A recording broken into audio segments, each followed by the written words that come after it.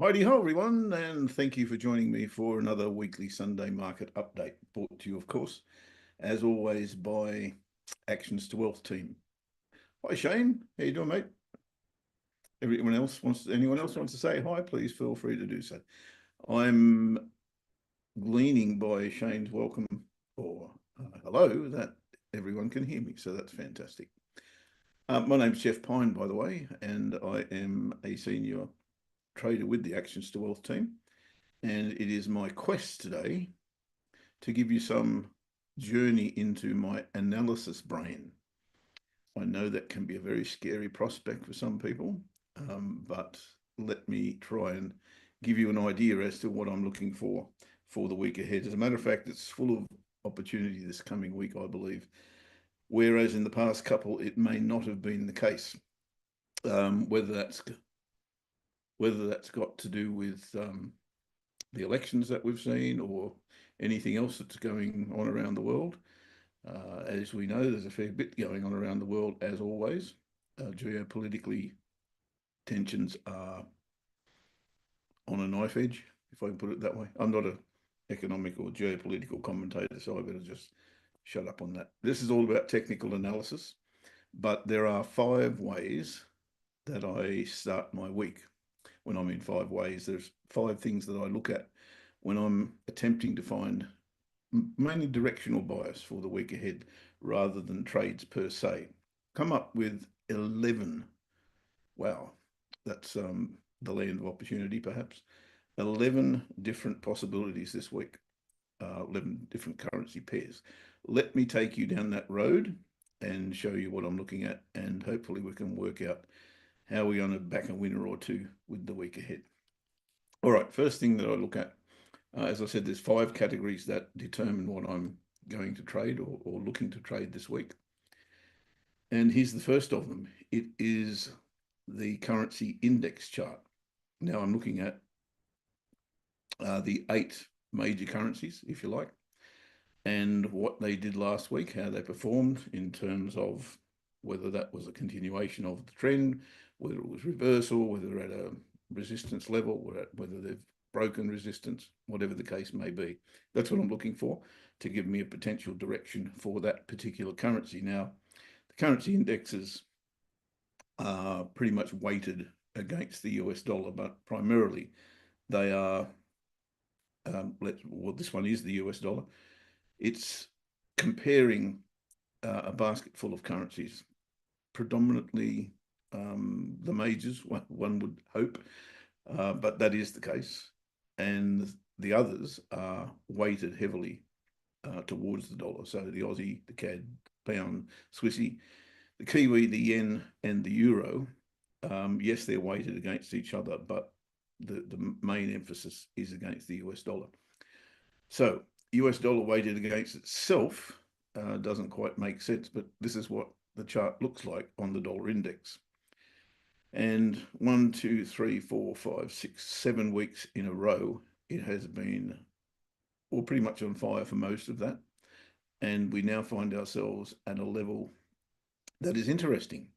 Is it compelling? Well, maybe it is. Maybe it is short term. I don't see any reason why this ends, frankly, at the moment. But what I do see is reason to think it can pause. And at this resistance level, I think that is a case in point. For that reason, I won't say I'm bearish the dollar. That would be a massive overstatement of what I do believe. But what I will say is there is room for this to retrace. So that would be in the back of my mind. So I'm not suggesting dollar weakness per se. I am suggesting that we are at resistance. And when we're at resistance, you'll find that there'll be sellers turn up. Let's look at the Aussie. The Aussie, 1, 2, 3, 4, 5, 6, 7. These are all going to be the same, right? Because they're heavily weighted against the dollar. So this is going backwards. Tried last week to bounce off this support trend line and failed. And of course, we got a substantial seller bar as the week went on. Hi, Mohammed. Hi, Roberto. Where now for the Aussie dollar, or for the Aussie rather? Well, You see all these rejection areas here. That's exactly where we are at the moment. This little dotted red line, you may not be able to see it on your screens, but it represents support here, resistance here, support here, support here, fail break of support, support again, support again, support again, support again, bounced off that support level big time before we finished up where we are right now, back at that exact same support. So similar to the dollar being at resistance, flip that upside down, you've got an Aussie that is at support, in my humble opinion. It has got a stronger support level below here, and the range that we're tracking with this pair, or with this currency rather, doesn't end till here. So ultimately, I think probably Aussie gets back down towards the 63 this week, maybe not, or early in the week, maybe not, because we are at a support level. The Canadian dollar, unlike the Aussie, has smashed through support and seems to be swinging in the breeze at the moment. And what I mean by that is there doesn't seem to be any support underneath it. If I just go a little bit wider, you can see that support doesn't kick in for quite some time. You know, I'm going back to 2020 here, and the Canadian dollar does look to be in bad shape, I would have to say. So technically, closed very near its low. I can't see any reason why I'd want to be bullish the CAD at the moment. British pound, not dissimilar to the Aussie in some ways. Bad news on Friday, I believe, or Thursday or Friday. Won't support this at all, but the technicals do. So we've had this resistance level, support through here, support through here again, support here, and here we are again, this time at what I'd call a confluence of support, where you've got the horizontal level. And of course, you've got that resistance trend line as well, which has been broken, retested, now retested again. Is it going to hold? Excellent question. But that level's not far away either. So I do read the pound at support. I'll be relying heavily on my good mate and trading buddy Ash to talk to me about the pound tomorrow in terms of what that fundamental announcement was. It was Thursday or Friday, I think, where it was the economic data, the GDP came out and it wasn't good. So that's not going to help the pound, but it is at a strong support level. The Swissy, massive bar there the week before last, and you would be forgiven for thinking that that was going to continue. I certainly thought that was going to continue, and the chart has seen that out as well. But once again, we are at a support level, so potential bounce here. How strong? Good question. Kiwi, again at a support level, has closed below that support trend line, which is interesting, but it also is at a support level. The Japanese yen, well, the Japanese have a saying when the market's rising, but rising unsteadily, if I can put it that way. And they say that the market's rising in agony. I would say the market here is falling in agony because every time it tries to go low, it bounces off its low. It did that the week before, has done it again this week, or last week rather. Whew, it's a tough one. The yen is a really tough one to get enthusiastic about. However, it did finish the week one of the stronger currencies on the board. So if you have a look at every single other one that we've looked at, they're finishing on or near their lows. This one didn't do that, did bounce off the low. So maybe, just maybe, the yen is worthy of my support again, if I can put it that way. I'll have to find something compelling to get me to trade that. Although I did last week on Swissy yen, and it finished up okay at the end of the day. Euro, also at support, but has broken lots of support in getting to that support level. So yes, I see the big box range. Yes, I see the bottom of the support area. And that leads me back to the first thing that I said. Dollar is at resistance. Everything else, bar the Canadian dollar, seems to be at support. Or the yen's not really at support, but it did give us a good reversal bar last week.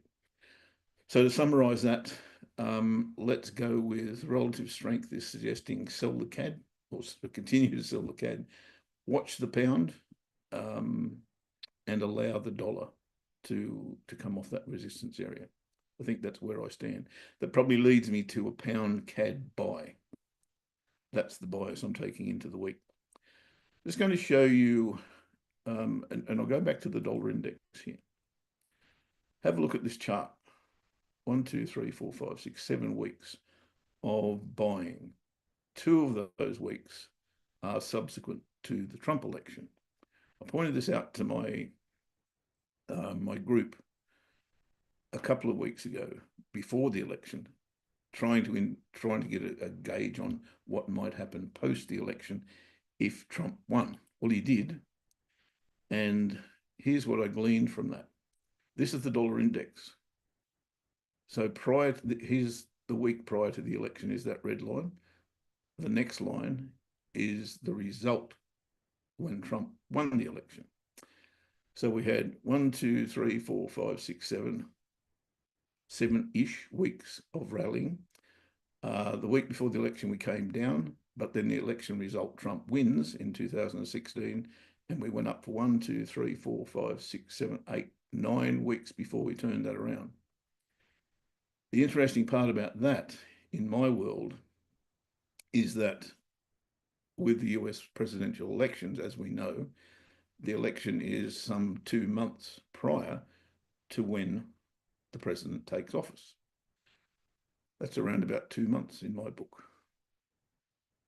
So do I see anything turning around as far as the dollar is concerned? Answer, no, I don't. I think that kind of gives us a little bit of a glimpse as to what the market's thinking going into Trump taking office. That's only my opinion and what the market's actually telling me. Let's convert that into another chart. The only thing that didn't change when Trump took office was the S&P 500. Again, that was the election, and wow, that just kept going and going and going. So is that relevant? Not sure, but it's worthy of our thought processes. Gold is, however, something of interest as well. If you look at this chart on gold, once again, going down into the election and then continued for 2, 4, 6, 8, 9 weeks. Coincidence? Maybe. What's gold doing at the moment, guys? Let's have a look. Gold. That's my scalping chart, so you'll have to bear with me on that as I get rid of these. I'll try and get rid of these.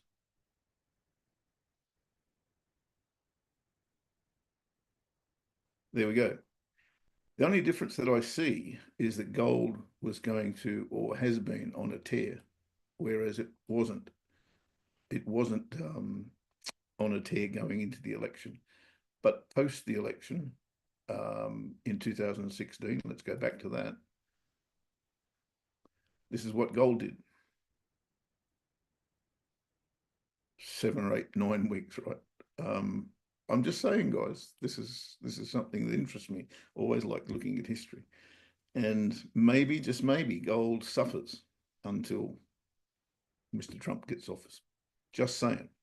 Worthy of thought. Anyway, that's not what we're trying to do this week.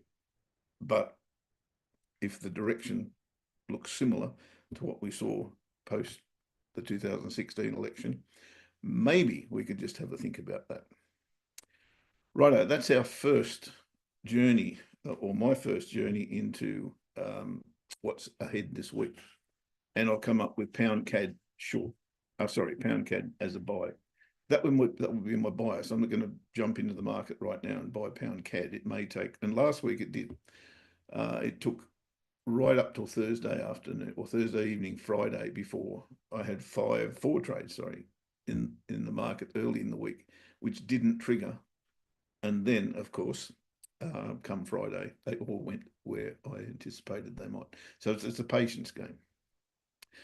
Right, let's go to some charts and look at my next criteria as to what I'm looking for the week ahead. I call them game changers.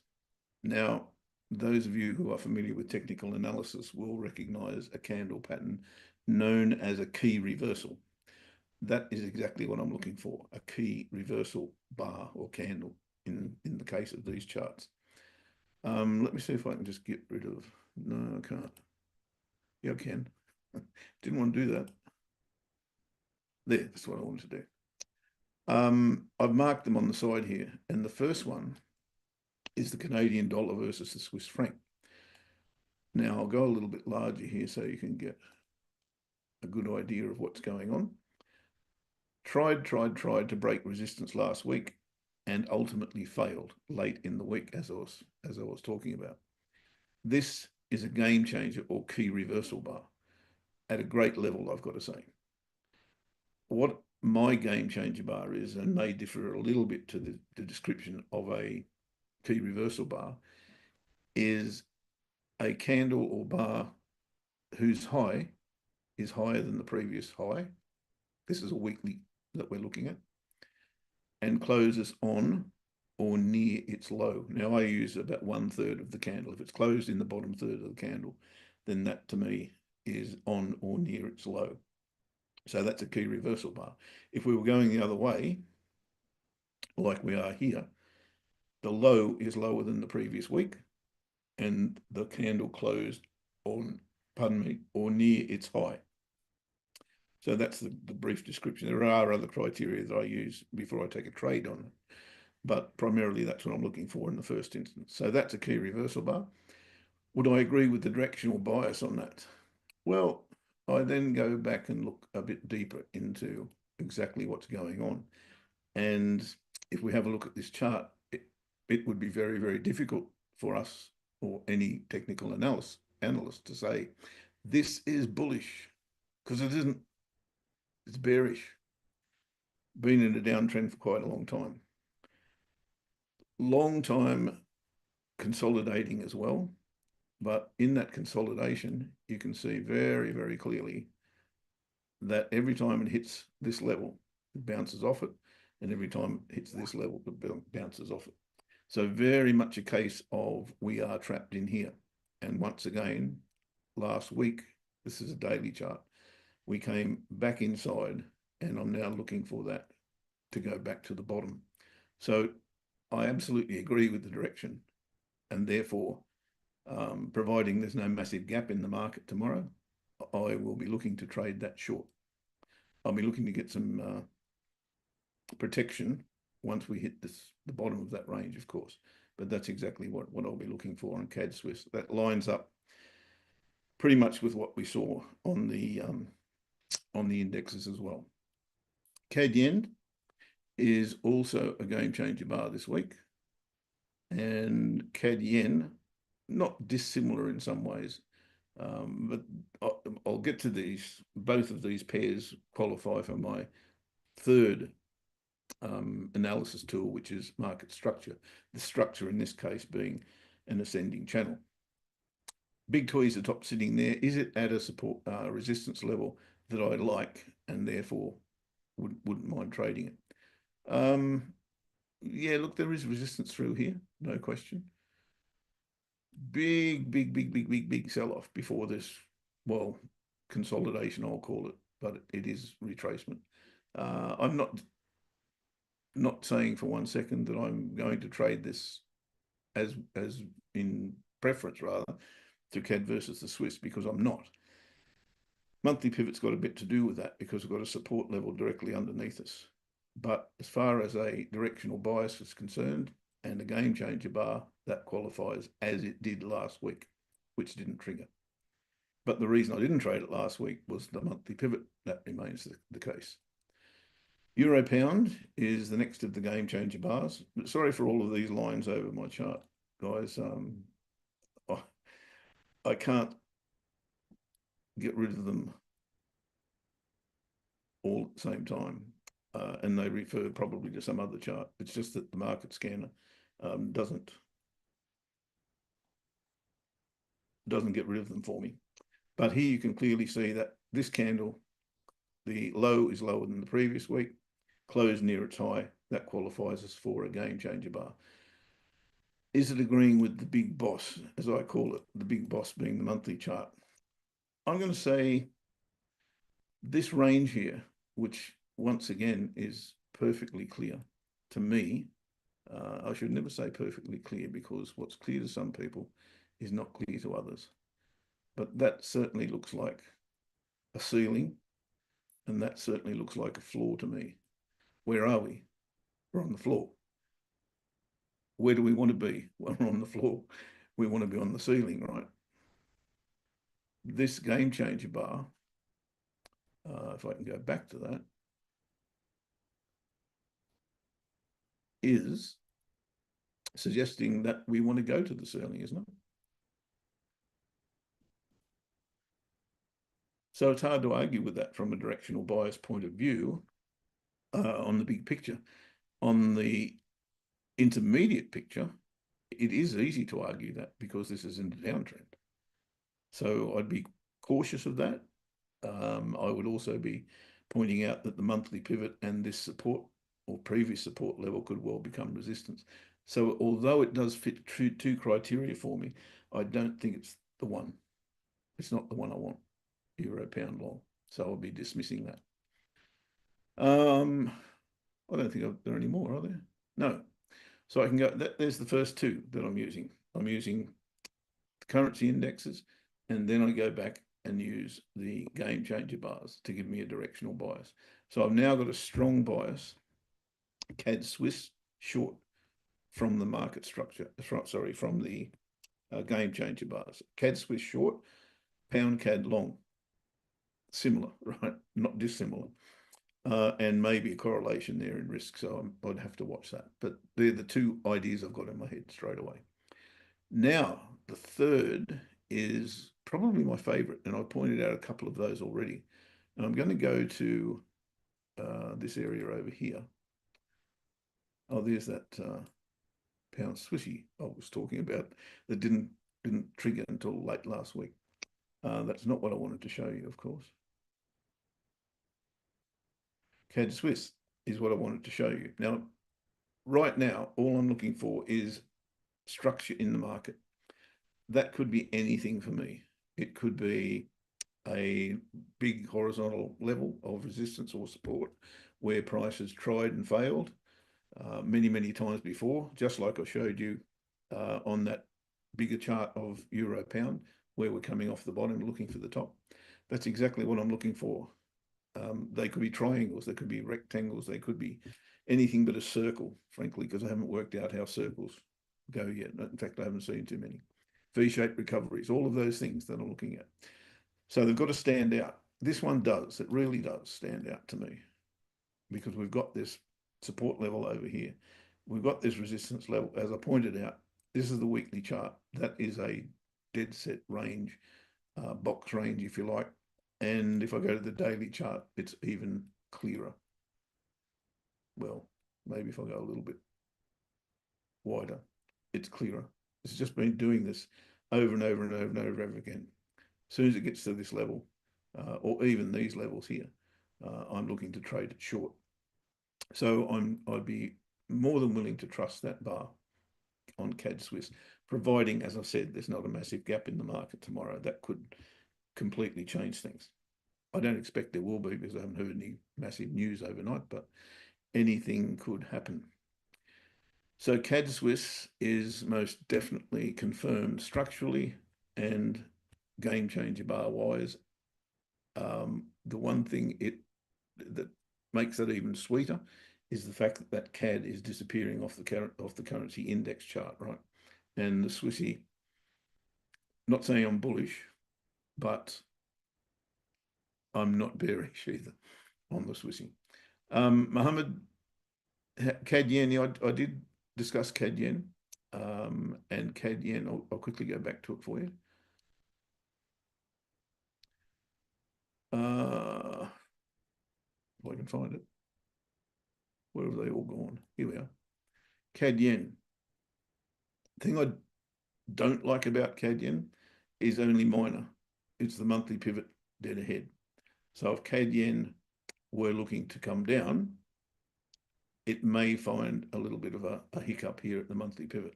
That's the only thing I don't like about it. And I favour CAD Swiss for that reason, no other reason.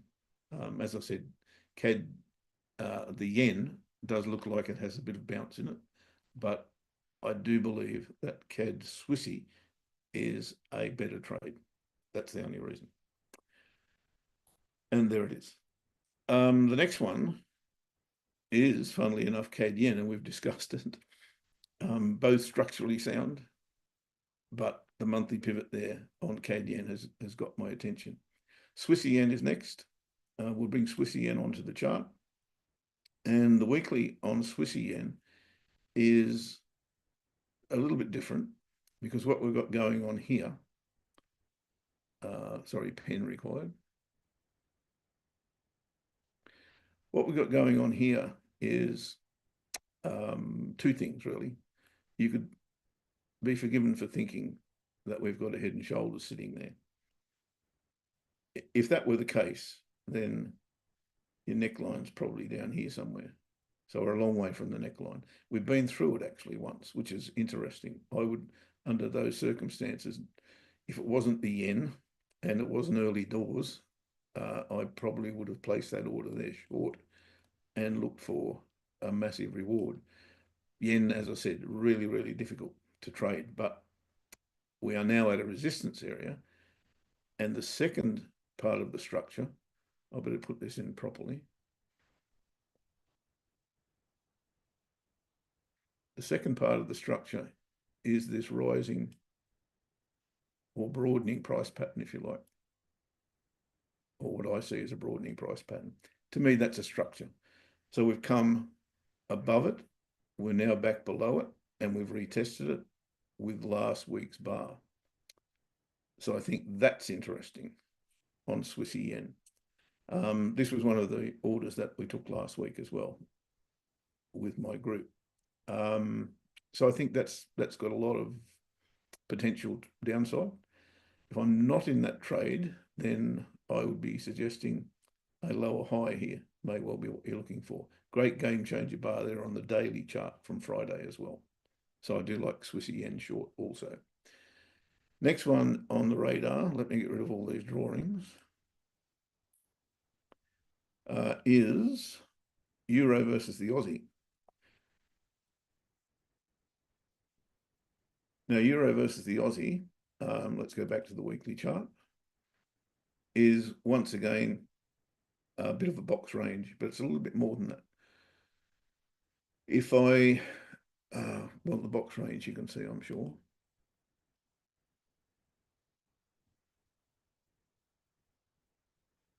It's around about there, and we have bounced off the bottom. And this is how I gauge these things, right? Why have I got a directional bias? Well, we've come off the bottom looking for the top. So there's your target, or there's my target. What do I need to trade that? Well, I need a reversal pattern, which is a double bottom, and I've got a key reversal bar there. Once I've seen that, I'm looking for confirmation of that. So the confirmation comes in the form of, for me, most times a higher low. Is that a significant higher low that I can actually hang my head off and say, I want to trade that, looks fantastic? No, not really. But I can now transfer that idea to the daily chart, and the daily chart, there's your double bottom, there's your higher high, there's your higher low, there's your higher high, here's your other higher low perhaps. So, well, it certainly looks like it to me. So it's the second higher low out, and they are generally pretty reliable. So although I'm a fan of the Australian dollar, I would have to concede that this does look bullish to me. And the structure is the one that I'm most interested in. I don't see a trade there, frankly, at the moment, but that's not what I'm trying to do at the moment. I'm trying to give myself a bias for the week ahead. Then I'll look for setups, maybe on Tuesday, Wednesday, if they fall. We shall see. Euro CAD is next, I believe. I won't spend too much more time on these guys. They're all very much similar. Now, when I look at this chart, I see this range, which has been broken. But what a bar I see last week. Big reversal bar, very, very similar to the yen index, right? Then I'll have a look at if we can see that that's come off a good support level, or are we at a good support level? I would use that trend line there, which is suggesting to me that this range is intact and price does not want to go lower than that. So I'd be looking for this, similar to, very, very similar to Euro Aussie. I'd be looking for this to fill that gap again. So the range to close. How would I gauge that? Well, I want price to come back here and give me a higher low before I can trade it. But most definitely on the radar. Euro yen's next. We've still got a few to go, but they're all really interesting in my world, that is. This one, the structure here, probably this horizontal level, I think I've chosen that for that reason. It looks pretty clear to me. So that level there, once again, last week, this was on my radar big time because I've got a candle pattern that suggests that this is a clear false break of that horizontal level. Really, the criteria that to meet that is break the level, consolidate above it, come back below it, and then get a reversal or retest bar of that level. That's exactly what happened. And like I said, all week last week, I was looking for that to convert, and then on Friday, bang, finally the trade was triggered without me, I've got to say. So I see that continuing. Once again, the Friday gave us a game changer bar to the downside. So I'm bearish euro versus the yen. Euro versus the dollar. If I can find it, it'll be up the top here, won't it? Euro versus the dollar. We've already pointed out the euro index and the dollar index. That's why. Because once again, we've got a box. I'm not suggesting that we go right back up here because I think that's unlikely in the current climate. Maybe after Trump takes office, as we've seen earlier, that might be possible. But I see this as a potential bounce area. Now, you can get tricked by these because this could go straight through here tomorrow morning without any problem whatsoever. But that gives me a very, very good advantage because if that's going to be the case and I'm not on board euro dollar short, then I need to wait until price comes back above that line. And that tells me, once that happens, that there are buyers around, not sellers at this level. So if that's the case, then that's exactly what I'll be looking for, either a bounce off here and a higher low or a false break of here and a higher low. So euro dollar, definitely on the watch list, but I'll be taking profit very quickly if I do find a trade on that. Kiwi versus the CAD. We've said that the CAD looks very, very weak. The Kiwi, not a game changer bar there last week, but certainly if you have a look at this structure, which is an ascending channel, you can see that we've already bounced off the bottom of that. So what would I be looking for? You got it, a higher low in here to trade this back up towards the top. Kiwi versus the Swissy.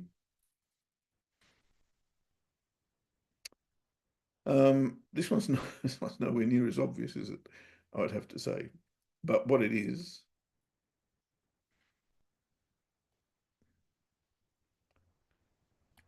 this very, very strong level here on the weekly chart, you can see, is now holding strongly as support. So didn't like it down here. It did go down quite substantially, of course. Didn't like it down there, went back above that strong support level, which has now acted as resistance once, twice, three times, four times. So potential upside here, in my humble opinion. No setup right now for me, but again, a higher low would get me interested. Kiwi versus the dollar is the second last of my structural indicators. and probably don't need to point that one out to you guys. It's pretty much a rinse and repeat of what we've seen many, many times, certainly with the dollar. I would actually prefer this probably to euro dollar. And that's more of a gut feel than anything else, to be fair.